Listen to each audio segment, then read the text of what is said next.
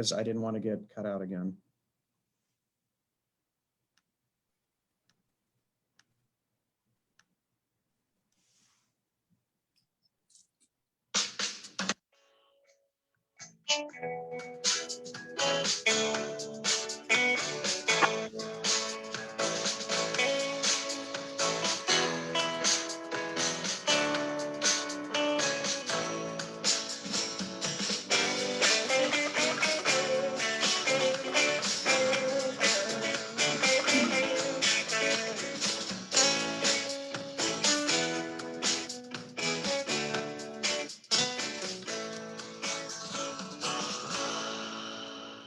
And welcome everybody to another week of the 12 o'clock show with Mayor Joe. As you can see, we have a lot of guests joining us today and our continuing recognition of National Women's History Month.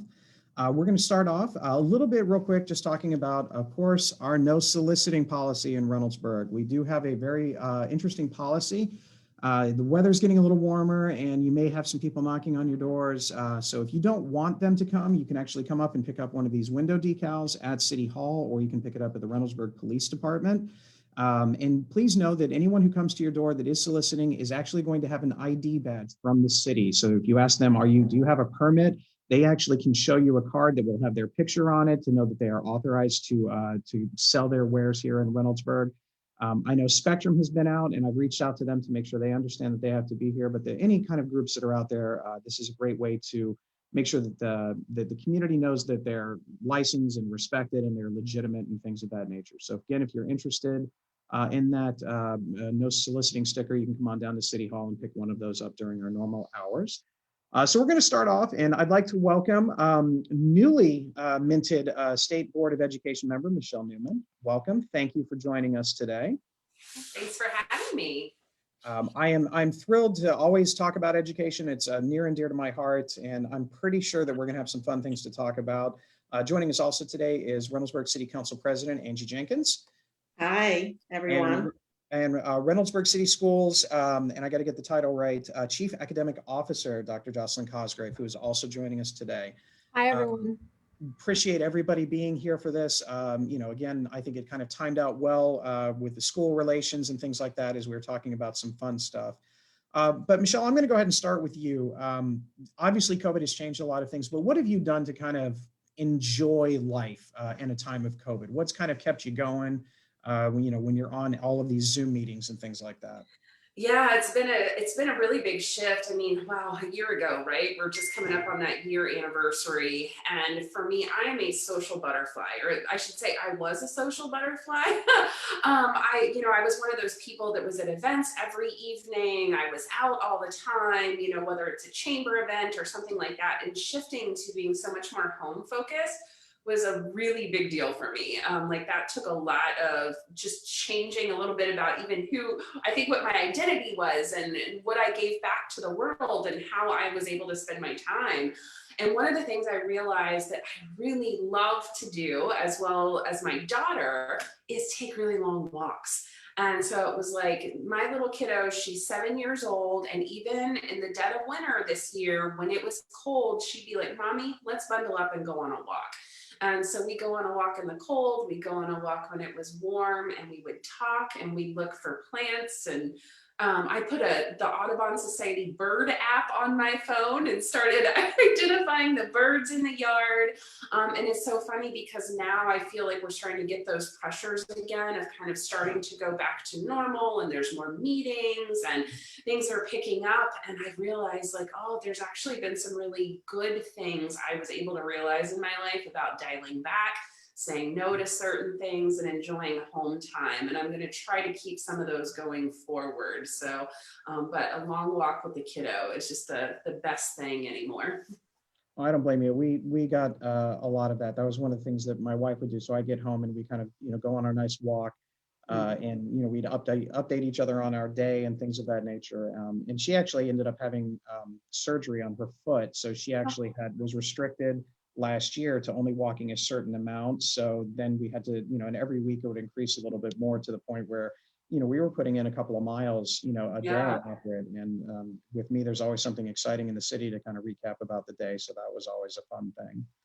All right. So what are the big issues at the Board of Education? You've had a chance to have a couple of meetings. And so what are some of the big issues that you guys are talking about at those big meetings? Well, I've been through 3 meetings now, and the state board actually meets. It's typically the second Monday and Tuesday of the month. So it's 2 days of meetings. So we go full day on Monday. We've been running about 8:30 to 6 p.m. on Mondays. On Tuesdays, we typically go from around 9 to 4, 9 to 5. Those meetings are fully public, and so they actually are broadcasted on the Ohio channel. So you can just put us up in the corner of your screen and work along the day and watch the meetings. And for me, being a non-educator and a non-administrator coming into the state board, these first several meetings, and honestly, I foresee really over the next year, is so much for me about learning and listening. And so in my own personal role right now, I'm really trying to understand the flow of the meetings. We have great support from the Ohio Department of Education, and to really understand the issues at the forefront. So of course, we're talking about COVID regulations in schools. I mean, schools from all over the district that I represent, which actually encompasses 13 counties. There are a wide variety of learning methods that are going on in schools right now, everything from hybrid to fully at home. Some schools have just gone back in the past week or two. There's all sorts of things that are at play with COVID, and that is continuing to affect education. We've also had some discussions with different educators who've come in during public comment, things about like seatbelts on school buses, where we had someone come in and talk about that in public comment, and that actually then had a presentation in committee. We, of course, I know this is a question that's coming up a little bit later. While the State Board of Education does not have any sort of purview over the budget process, obviously funding in education makes a big difference. And I think that's an undercurrent, under everything that we talk about, even though that's not within our realm. So, I mean, it's been busy. We do a lot of reviewing of administrative rules that the Ohio Department of Education uses, as well as looking at personnel cases. It is a very filled docket, and it's pretty intense. And so it's a really amazing learning experience right now. Well, you mentioned the big one, the funding. So one of the big topics in education circles, or really over the last year or two, specifically has been the Cupp-Patterson finance plan. I believe actually today is the anniversary of the DeRolf ruling from 1990. Yeah, it was today or yesterday. I was on a call yesterday with the League of Women Voters of Greater Cleveland, and they did, actually Representative Patterson was on and talking about the plan. It was an amazing spread of folks where they're on this roadshow trying to let people know what's going on with it and how important it is and how equitable it is and how it will work for Ohio's kids. And so it's one of those things that's really hard being on the state board, because that is not within our realm of operation, right? That is our legislators. And so it's really up to us as citizens, not just board members, to make sure that we're reaching out to our legislators and saying, this is the plan that will work for Ohio. And it's going to be a battle in the Senate. It is going to be a battle because there is more and more of a movement towards choice and vouchers. And I mean, the Cupp-Patterson plan has some serious foes, that people just don't want to see it happen. And so it's going to be a challenge. And so it's up to all of us as individuals and those who support public education to reach out to your legislators and make sure that they know what you feel about the public funding, because we've been under this for like, oh geez, it's so long. I mean, the gentleman, the DeRolf case, I mean, he's like married with kids now and he's out of school. I mean, and we're still operating under that model. And that's a case that started in this district, and so it hits even closer to home because it's within the 9th district. And I'm hopeful, but no, we have a lot of work to do to make it happen. Yeah, one of the things that, especially towards the end, for those of you that haven't paid as much attention to it, the House side from the Ohio State, they actually passed the Cupp-Patterson plan towards the end of last year, and it was a very bipartisan approach. There were over 83 votes out of the 99. So I mean, it wasn't a split, down the middle. It wasn't a partisan issue. The plan literally took what the basic education of your average student would be and said, this is how much it should cost to educate a student. And then they added in all of the other things. How much is it going to cost if there's special needs, if there's English as a second language, is there other gifted part? And so they would actually come up with an entire funding formula that was worth it. Yeah, you mentioned moving over to the Senate. I'll be more blunt than you are because you have to deal with a lot of these things. The Senate, for whatever reason, is just not involved in solving a problem that has been an issue in the state of Ohio for a long time. Their concern is more with honestly going into a voucher program that is unproven, and we've all seen the impact of vouchers in the state of Ohio in the past. Specifically with charter schools, you can look at the absolute fraud and fleecing of the American taxpayers in Ohio when it comes to ECOT and what happened with that they're still fighting about. My time on the Reynoldsburg City School Board, at one of the comments every year with our treasurer, Tammy, we would talk about it. And Jocelyn, you can jump in on this one, is how much money are we losing this year? And it's for nothing. There's no penalty. We did nothing wrong. But every year, the city of Reynoldsburg would lose between $4-5.5 million every single year just for being us. The school district that I used to work in Columbus City would lose 100 million, Westerville 12 million, Licking Heights, Olentangy. And then that doesn't even include some of the districts that are in the more rural areas that would have their own funding issues that are out there. And yet here we have a legitimate, logical plan that still needs some work, and you still got to get the logistics about how the finances work out. It's there for the taking, but for whatever reason, we're not paying attention to it. And so when you talk to your legislators, you need to figure out who it is, who's on the education committee, send them an email, send them a phone call, talk to them about it. I'm going to be lucky enough to have Senator Jay Hottinger from the Licking County side of Reynoldsburg on the show in a couple of weeks. And I'm pretty sure he knows that question's coming. We've talked at length about school funding, and so I'm curious to see where we can go with that. So that's the Cup-Patterson plan. The other issue that kind of comes up, and I know it's not something specific that, again, you have a lot of purview on, is state testing. Last year, because of COVID, they basically waived state testing, that was not something that was a requirement. This year, it's not being waived. And kids are, you mentioned earlier about some kids have been home the entire time. Some have gone hybrid. Some are now all in. So Reynoldsburg just recently started going all in. And by recently, I mean, last week, right? It was the first week back. And so kids are going to come in and they're going to have maybe a week or so. And then all of a sudden, boom, they're in testing. They're not in their classrooms. They're not learning the content in the sense that they had been in the past. And now all of a sudden testing is right around the corner.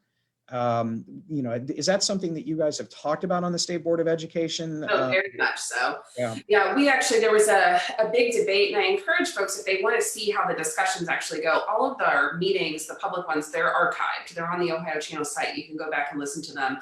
Dr. Christina Collins actually put up a resolution last month. I guess it's actually this month. It was our last meeting, talking about making sure, since the testing was not waived, that there needed to be serious kind of like disclaimers of some sort of type on that data, right? Because we all know that when people have data, you can use it for good or you can use it for evil. Mm-hmm. And it was making sure that people understood that there was some sort of discernment about what learning experience these kiddos had.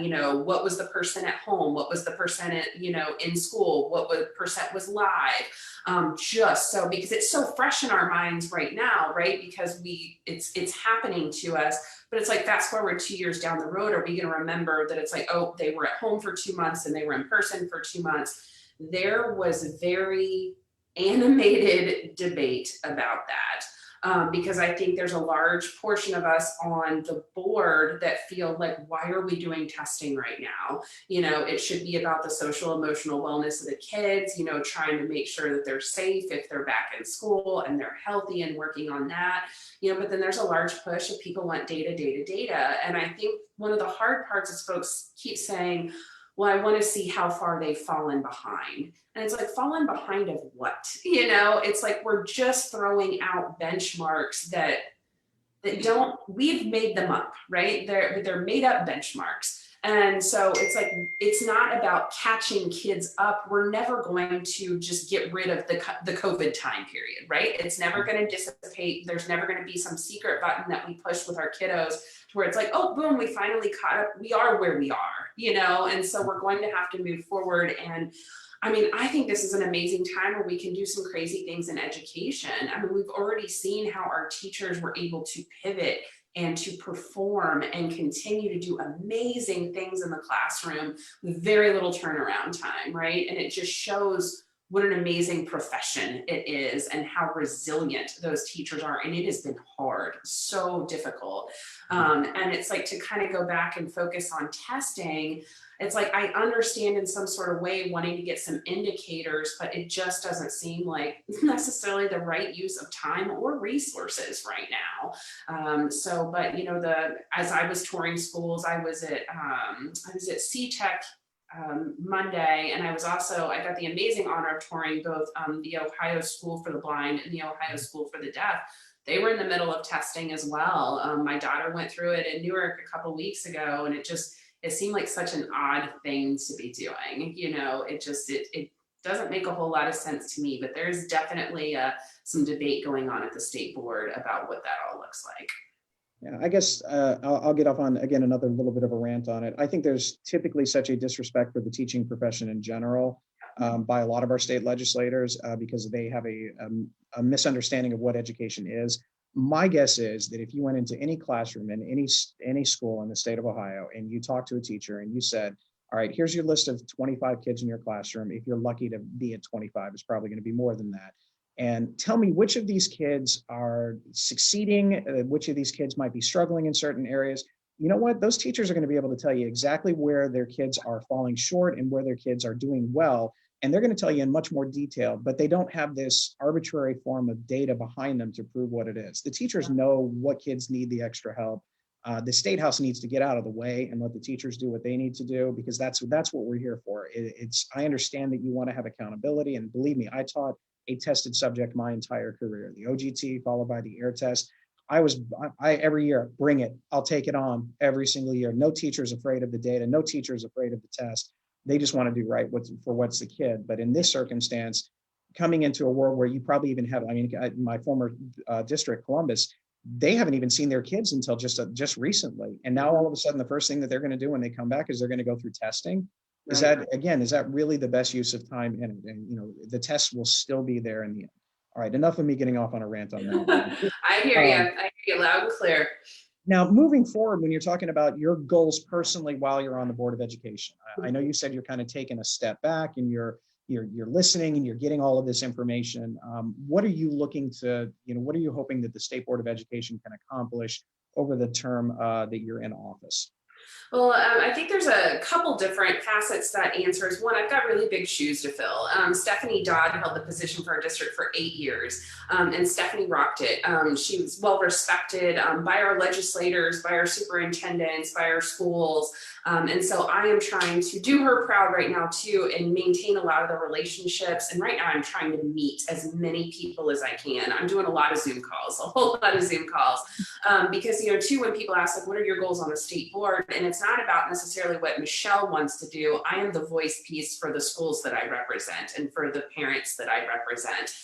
It's not about what I want to do. And so it's me trying to listen as much as I can. So I try to get on as many superintendent calls as I can, ESC calls, and just soak it in so I can understand the full pulse of the community. And so this is an open invitation. If we've got any, educators, administrators listening, please send me the invitation. I would love to pop into meetings and to listen and hear your concerns. That is what I am here to do. But I think one of the things, our meetings that we have had so far, we've only had 3, but they're pretty intense, and there's obviously differing viewpoints on a lot of things. And I think the exciting thing about that is we're going to get into the weeds on stuff. And I don't think it's going to be like we're just going to kind of, glide through and just kind of let what happens. There's going to be intense discussion. And I think that's a good thing, because I think that means work is going to get done. And so over the next 4 years, this is a 4-year term, I'm excited to see what comes out of it, because there is going to be discussion around like the report cards and what that looks like and what testing looks like as it moves forward. COVID has shown that, we already knew there were a lot of inequalities in the school system, and COVID just showed it even more. It just brought it up to the forefront. And now is the time to make change. While everything is in flux, while everything is changing, let's do it now. You brought up the fact of, I think so often the teaching profession is not respected in the way that it should. And I think looking back and hearing some of the conversations that were happening in the public, it's like, well, teachers just want to stay home. They don't want to come back. And I'm like, what teacher just wants to stay home? They want to be in the classroom with their kids. It's, we all know that teachers get into the profession to get rich, right? That's what the thing is. And it's a passion, it's a drive, it is a calling to be in the front of the classroom and play all of the roles that teachers do.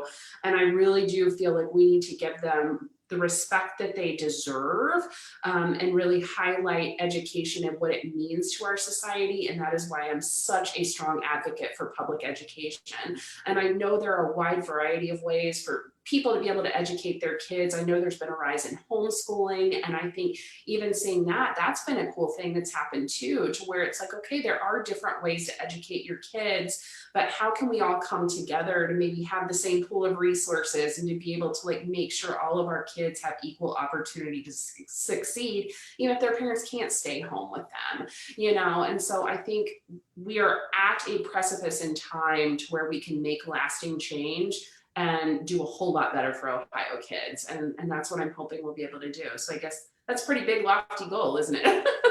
Just, changing the entire face of education. Just changing the face of education. Nothing big. That'll be fine. Well, I do have one other question. As I mentioned a little bit earlier, my communications officer and events officer, Jennifer Clemens, is a big proponent of farmers markets. And she jokingly referred to me recently as saying that she just wants a slab of concrete and a roof, kind of like what they have out in Newark.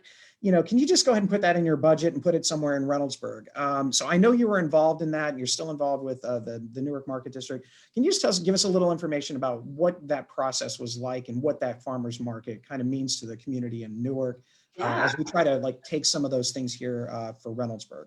Absolutely. So yeah, one of the other hats that I wear is I'm the executive director of the Canal Market District here in downtown Newark. It's literally a block up from my office here.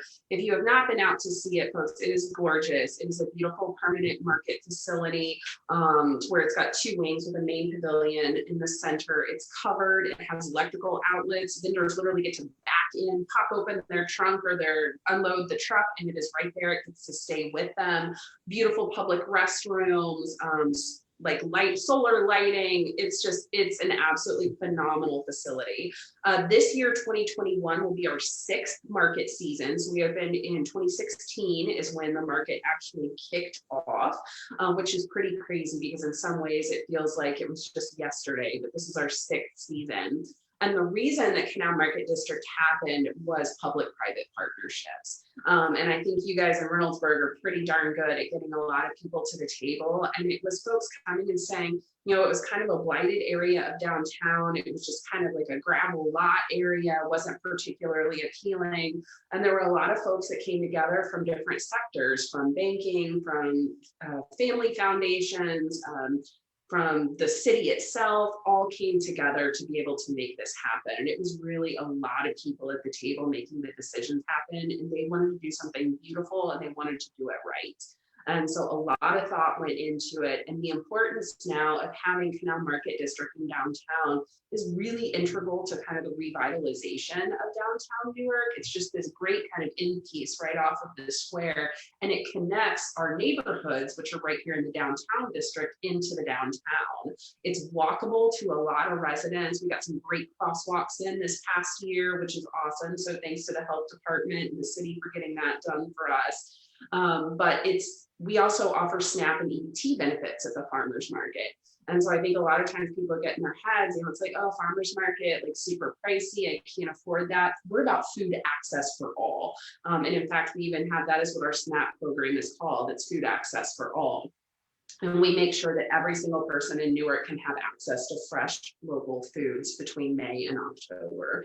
And so it's an incredibly cool thing to witness as citizens get to know the farmers who make and grow their food.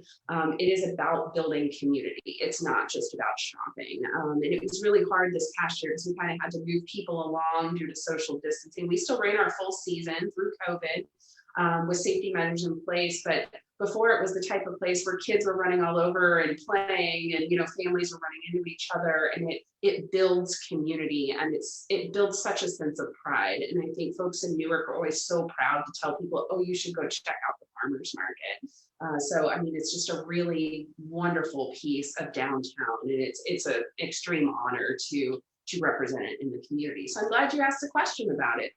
Oh, it wasn't me. It was Jennifer, and I can guarantee you that she's going to watch this over again, and I'll probably have a proposal for something similar to Reynoldsburg. There you go. I'd be happy to send her the working documents from here. Sorry, I can't hear you. What? You're breaking up. Oh no, we lost. No, it's definitely a thing.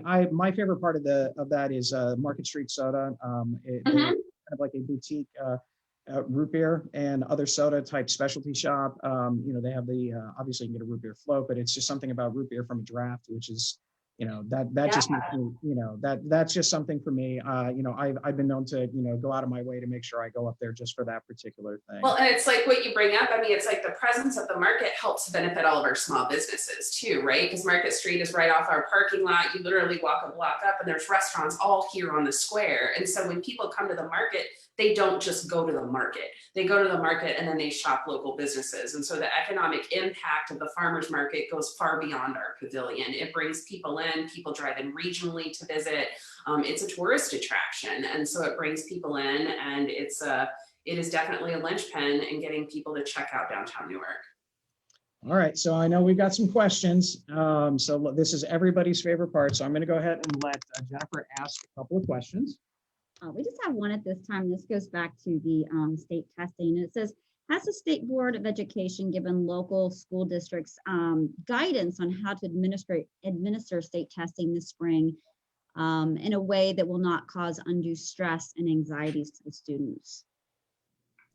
Yeah, that's a great question. There are actually, I was speaking with one of my board relations reps at ODE the other day. ODE actually has an extensive website that has guidance on all of these things.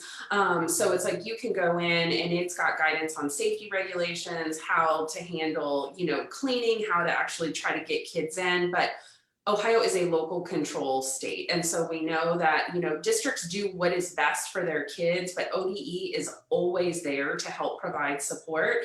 And if it's not listed on the website, the staff there is positively amazing. I have never seen such a dedicated group of professionals that is there every day, really trying to do the best for Ohio kids. And so if it's not something that they've already covered, which is pretty difficult because they do a very comprehensive job of making sure that schools have access to resources, picking up the phone and calling someone will help as soon as they can. And so I cannot say greater things about the staff over at ODE and what they do for kids in Ohio.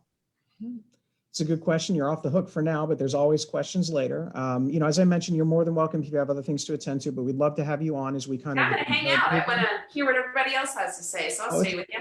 It's going to be good. One of the things that we have a commission that was created earlier early last year.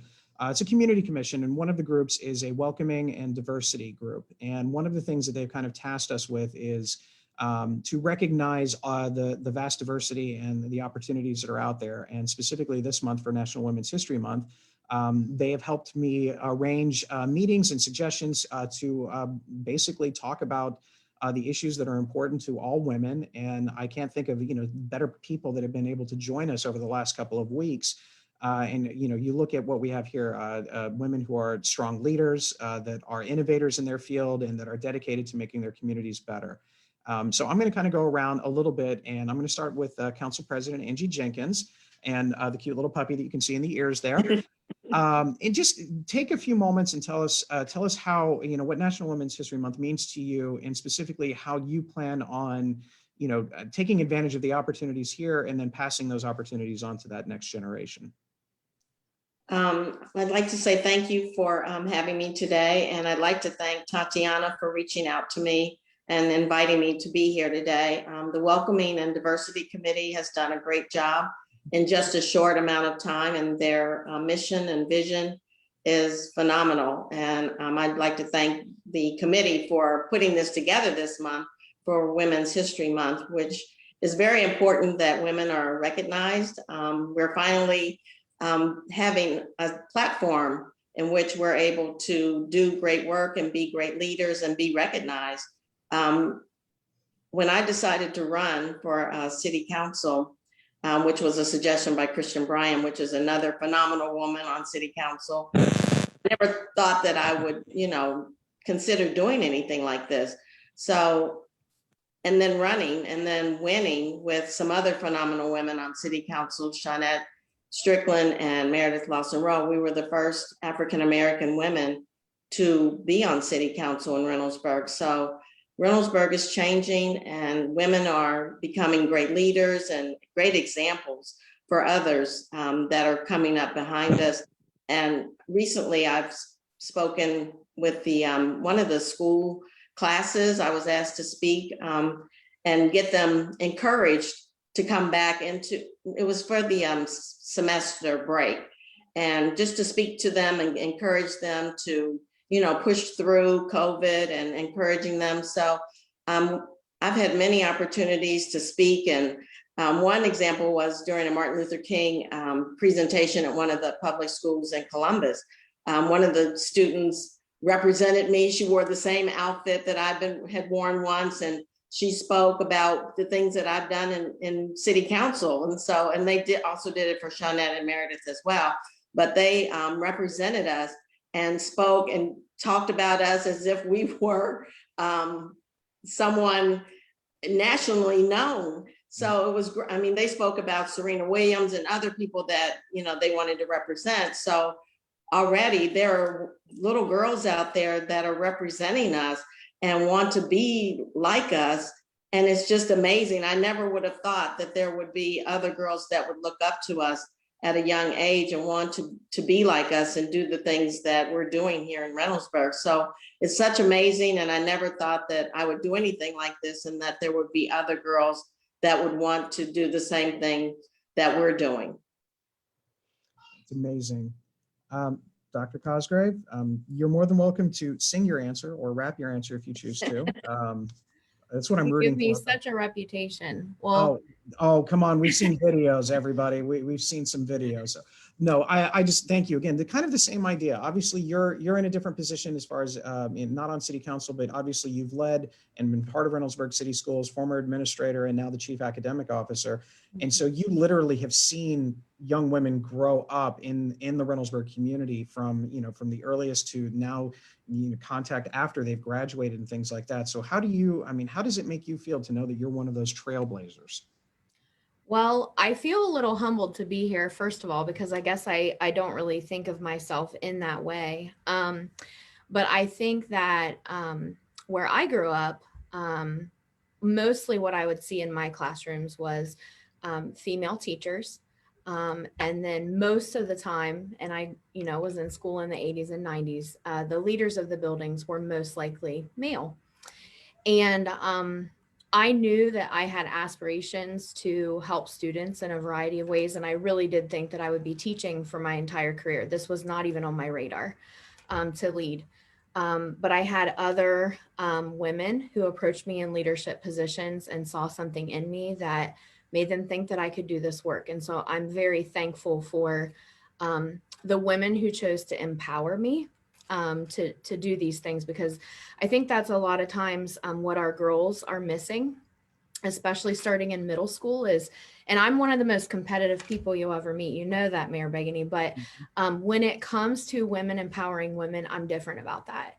And so I just think that if we can instill in our girls that they can do great things and that they can lead and they can pass on that torch, that's what's important. I took some statistics. 76% of teachers across the nation are women, but only 24% are superintendents. And so I can tell you though that 60 or so percent are principals. And so that's changed even from when I was younger, because again, that was not what I experienced. I am so fortunate to work in Reynoldsburg, where we not only embrace diversity, but we all also embrace any capable leader, man or woman. We right now, if you were to look at our leadership team, we have more women than men. I just think that that's something that we're really proud of, because it's clear that we're providing those opportunities to anyone who's capable and willing to be an advocate for kids.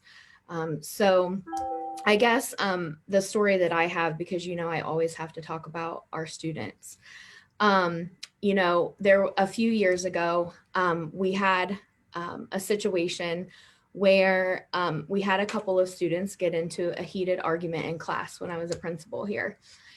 And it was a male and a female, and they were sent to my office so that I could mediate their situation. And as I dug through what they were both upset with each other about, it became clear that the female student felt very capable of leading their group in the project, and the male student did not feel the same way. And I will never forget, I said, well, why don't you give him your rationale for why you feel like you're the best fit to lead this work with your group? And she said, because that woman right there is leading this whole school. And if she can do that, then I can lead our group. And it was at that moment when I was like, like I didn't even think of it in that way ever. But it just made me realize the importance of our girls getting to see themselves through me and the work that I do to support our students. So I'd also be remiss if I didn't give a shout out to our 3 female wrestlers from Reynoldsburg High School, who are also trailblazers. And we also have a female football athlete who's coming up in our ranks. And so I am just a very tiny piece of what you consider a trailblazer. I think our students, as advocates for themselves and as advocates for others, are doing a much better job of that than I ever could. So I appreciate you having me here. No, we're happy to have you here. You definitely have made a difference in my dealings with Reynoldsburg City Schools all the way back to the very beginning. Michelle, you're not off the hook. You still have those questions. Obviously, what are your thoughts on National Women's Month and what it means to you and how you plan on moving forward with things? I love listening to these answers, and it brings forth I use an app called Marco Polo to keep in touch with girlfriends and friends across the country and even friends locally. It was kind of a lifesaver when COVID hit, and I'm on a group with a lot of women in Licking County, and sometimes we try to pose a question of the day to everybody, just something to think about, something fun. And someone had started the question ring yesterday asking, what did you want to be when you grew up? And hearing women's answers about what they wanted to do. And mine was, my dad used to take me to air shows a lot. Like they were torturous, they hurt my ears, but I got pretty into it and I thought it was really cool. And I was like, I want to fly one of those jets. It was like an F-14. I'm like, I want to be a fighter pilot. And I remember my dad telling me, well, sweetie, they don't let women fly those. And at that time they didn't. And I was like, wow, like something's closed off to me. And then I remember reading a book in elementary school about Sally Ride being an astronaut. And I'm like, but Sally Ride was an astronaut, and that's even higher up than those planes. So I want to be an astronaut. And then I realized in the book, she talked about all the medical testing you had to go through. And then I decided I didn't want to be an astronaut anymore. But what it means is representation matters. And when you see someone who looks like you in a position, it shows you that door is open. And so, you would kick this off kind of with the diversity and inclusion. And it's like when you see a woman in a position when you see a woman or a man with light caramel color skin standing at the front of a room, when you see an Asian leader, when you see that means so much to children. And so, because that shows them the world is theirs, there is no stopping you. You can be there, you can be at the front of the room and at the table as you should be. And so for Women's History Month, being able to think about all those who have come before us, and the fact is we as women couldn't do a whole heck of a lot of things not that long ago. And it's crazy to think about that, even just getting out and voting, and to think about the fact that, a long time ago, one, I never would have been in elected office anyway. I couldn't even gone to vote for someone who was.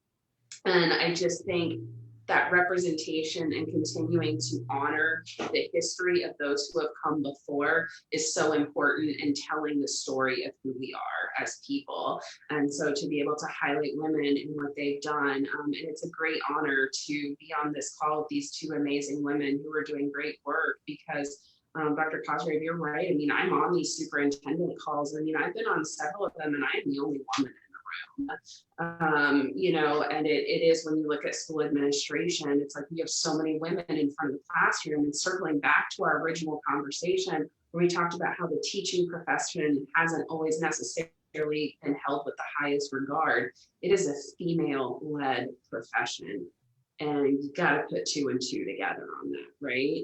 And so we have a lot of work to do, but continuing to build on the shoulders of giants and move forward, it is an integral part of recognizing history so we can continue to move forward. And so I'm grateful to you for taking some time to highlight that through this month, and what that means to our community. And coming from a lens of education, we need to show our little girls that they are exceptionally valued and they can do anything that they want to do. So let's make sure we've got lots of women in those leadership roles, so they know that door's open for them too. Yeah, I got nothing to follow up on. This is exactly why, that the three of you were selected, along with in the past a number of others, because you're going to be able to articulate something to people out there that everybody needs to hear. And I'm thrilled just to listen to it. I do appreciate everything that you do and everything that you all continue to do in the process of this.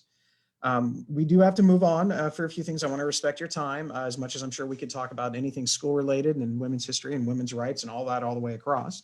But we do have a couple of Parks and Recs events coming up. We are getting ready for our music in the cul-de-sac. So there's a kind of a pop-up theme that we have here in Reynoldsburg, where when it gets a little bit warmer out, you're actually going to be able to have some local musicians that'll actually come into different parts of our neighborhoods here in Reynoldsburg, and they'll actually be able to perform some great musical feats out there. We did this last year with COVID for social distancing, so keep an eye out for that.